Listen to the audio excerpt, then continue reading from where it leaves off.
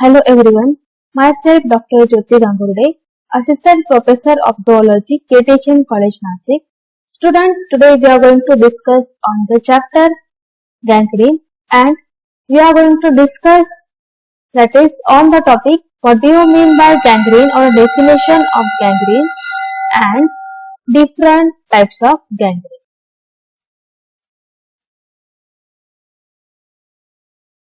So we can see the types one by one.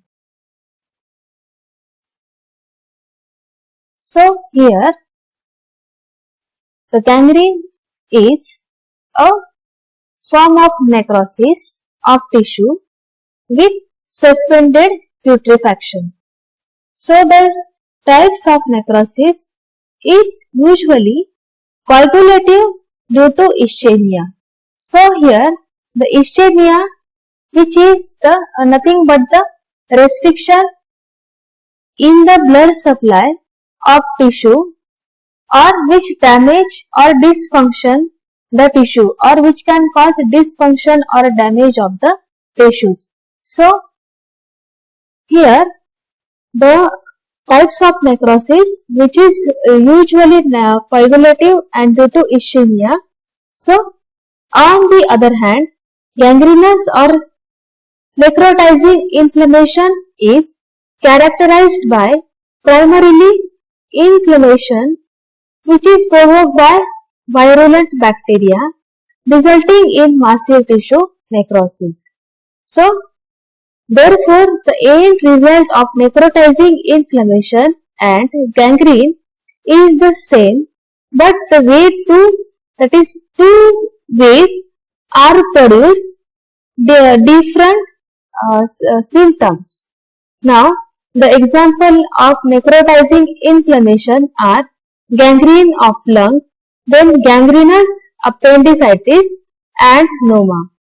So there are three main forms of gangrene: dry gangrene, wet gangrene and gas gangrene. So in either type of gangrene, coagulative necrosis undergoes liquefaction by the action of putrefactive bacteria. Now we can see the types of gangrene one by one.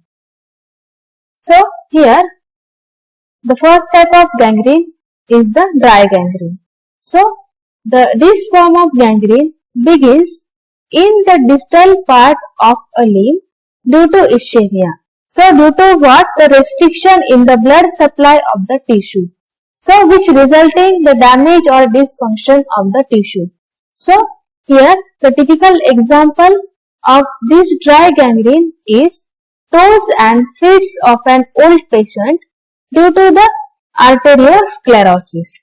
Now here the arteriosclerosis where blood vessels that carry oxygen and nutrients from heart to rest of the body. So such arteries, they become thick and stiff. So due to the thickness, here the restriction of blood flow takes place, and that's why which damage the organ or damage the tissue or which restrict the blood supply to particular organ or particular tissue. So here this is the reason of the arteriosclerosis. It is the reason of gangrene, one reason of gangrene. After that, other causes include thrombo, here you can see thromboangiitis obliterans, or it is particularly called as Burgos disease. So here the Burgos disease which affects the blood vessel in the body or particularly the arm and legs, where the blood vessel swells which can prevent blood flow, causing clots or to form the clots. So this can lead to pain, tissue damage, or finally such a conditions they conclude in the disease, that is gangrene. So Burgos disease is one of the reason of the causative agent, or Burgos disease is again one of the reason to cause the gangrene.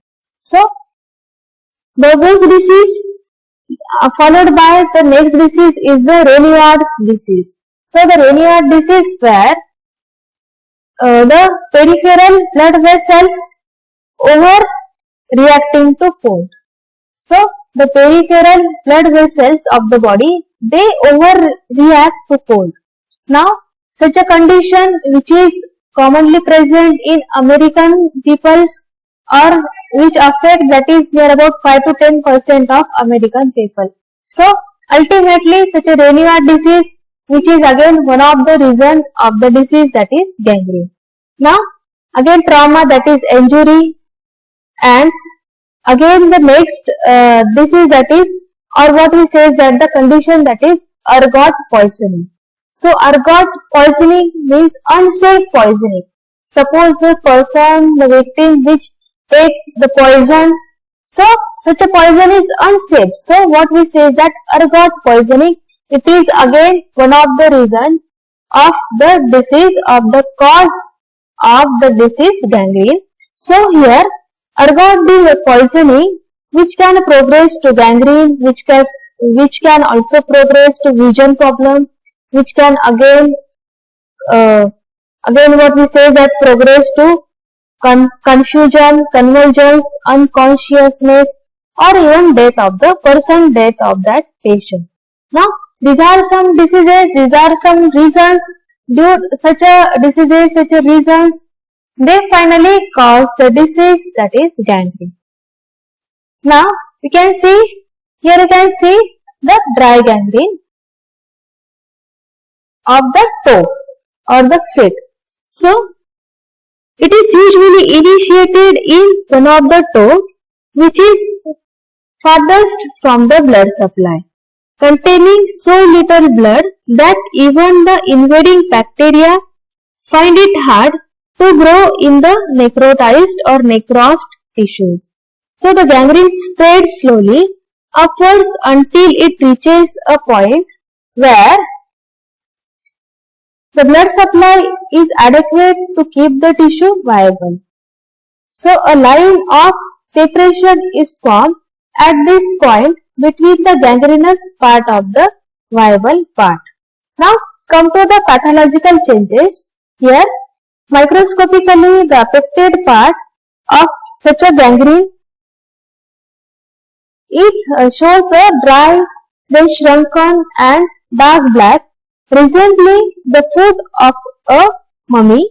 So this is black due to liberation of hemoglobin from hemolyzed red blood cells, which is acted upon by the hydrogen disulfide produced by the bacteria, resulting in formation of black iron sulfide. So a line of separation usually brings about complete separation with eventual falling off of the gangrenous tissue if it is not removed significantly. So if it is not removed significantly, then the gangrene which can spread to organ. So histologically there is necrosis with what we say is that smoothing of the tissue. So the line of separation consists of inflammatory granulation tissue or tissue which shows the granules. So this is what about the dry gangrene. Now the next type of gangrene is the wet gangrene. So the wet gangrene, or this occurs in naturally moist tissues and organs such as mouth, bowel, lung, cervix, vulva. So the diabetic foot is another example of wet gangrene due to high sugar content in the necrosed tissue, which favors the growth of bacteria. So bed sores occurring in bedriddens. So bed sores occurring in bedridden patients due to pressure on sites like sacrum, buttocks and heels are other important clinical conditions included in wet gangrene. So wet gangrene usually develops rapidly due to blockage of venous and less commonly arterial blood flow from thrombosis or embolism. Now here again the embolism is the obstruction of an artery, typically a clot of blood or again of air bubble. So here the affected part is stuffed with blood, which favors the rapid growth of putrefactive bacteria. So the toxic products formed by bacteria are absorbed, causing systemic manifestation of septicemia and finally death. So the spreading wet gangrene lacks clear-cut line of demarcation and may spread to peritoneal cavity, causing the peritonitis or peritonitis. Now, the pathological condition shows the microscopically the affected part is soft, swollen, putrid, rotten and dark. The classic example is gangrene of bowel, commonly due to strangulated hernia. Then volvulus is stained dark due to same mechanism and is in case of dry gangrene. So histologically there is coagulative necrosis with stuffing of affected part with blood. There is ulceration of mucosa and intense inflammatory infiltration. So lumen of bowel contains mucus and blood. The line of demarcation between gangrenous segment and viable bowel is generally not clear cut. Now here this is what about the wet gangrene. Now the gas gangrene is the next type of gangrene. So the gas gangrene is a special form of wet gangrene caused by gas forming Clostridia, or it is a gram-positive anaerobic bacteria which gain entry into the tissue through open contaminated wounds, especially in the muscles, or as a complication of operation on colon, which normally contains Clostridia. So the Clostridia produce various toxins which produces necrosis and again oedema locally, and they are also absorbed producing profound systemic manifestations. So here gas gangrene, which is caused by the gas forming bacteria, that is Clostridia, and which transfer through contaminated wound during the operations if the proper sterilization not takes place, and again which occurs to the tissues such as soft muscles or the colon, that is intestine. Now come to the pathological changes. So the affected area is swollen, then painful and crepitant due to accumulation of gas bubbles within the tissue. So subsequently the affected tissue becomes dark black and foul smelling. Now microscopically the muscle fibers undergo coagulative necrosis with liquefaction. So large number of gram-positive bacilli can be identified.